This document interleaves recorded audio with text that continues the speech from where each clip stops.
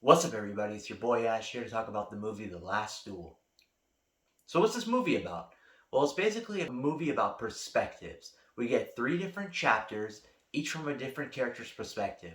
The first one is in the perspective of John de Carrouges, who's played by Matt Damon. So, everything that happens is from his perspective. The second one is in the perspective of Jacques Gris, who's played by Adam Driver. And the third one is in the perspective of Marguerite de Carrouges, who's played by Jodie Comer, who's also Matt Damon's character's wife. This movie is set in medieval France, and basically, Matt Damon and Adam Driver are like best buddies. These guys are best friends. They go into battle together, they do everything together, and their relationship is awesome to start out. But as time goes on, things start to get a little bit shaky between them. Adam Driver gets the favor of the feudal lord, who's played by Ben Affleck, and Ben Affleck is bestowing all these gifts upon him, and the two are in orgies, and they're reading Latin together, and they're sipping wine, and their life is just tops, guys. They're having a great time. These two are living it up like kings. They become BFFs, while Matt Damon is really living a shitty ass life. His life is dog shit. First of all, he has zero favor with Ben Affleck's feudal lord character. The guy doesn't like him at all. He loses his wife and son to the plague, and his life starts falling apart. Matt Damon's life is total dog shit. Until he meets Marguerite, who becomes his wife, and his life starts to get a little bit better.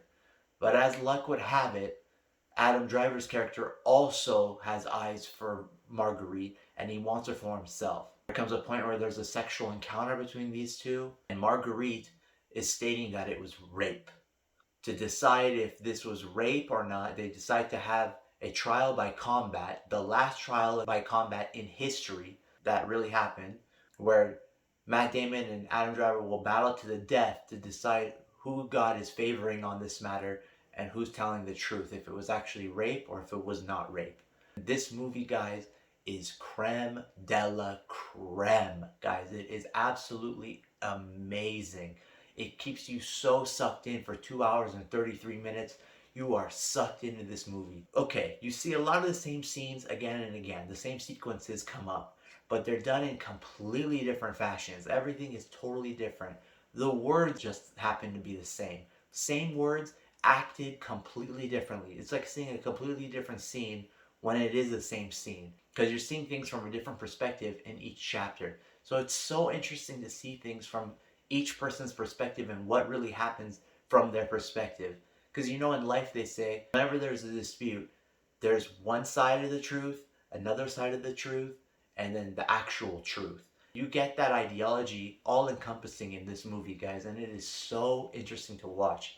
This movie was written by Ben Affleck and Matt Damon, so it's got to be a winner. And it was directed by Ridley Scott, who's done movies like Alien and Gladiator, and he's also done the movie House of Gucci, which is coming out in November, which I'll definitely have a review for when it comes out. So stay tuned for that, guys.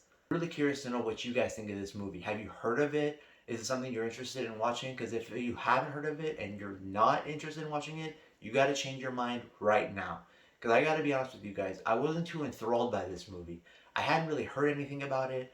I hadn't seen any previews for it. All I saw really, there came a time when I saw pictures of Ben Affleck with his honey J-Lo, and they were taking pictures at the premiere. And then I thought, okay, I should watch some previews for this. And I watched a preview and I still wasn't enticed by it. It still didn't seem too interesting to me. But boy, was I wrong, guys. This movie is creme de la creme. It sucks you in right away, and you are in it for the whole movie, guys. It is a roller coaster ride, and you are on the edge of your seat. And that final battle, that trial by combat, it is intense, guys. The battle is so intense. You are on the edge of your seat the whole time, nail biting, guys. It is crazy. This movie is a must watch. It's creme de la creme. You gotta check it out. Make sure you guys like and subscribe. Alright, guys. I'll check you on the next According to Ash.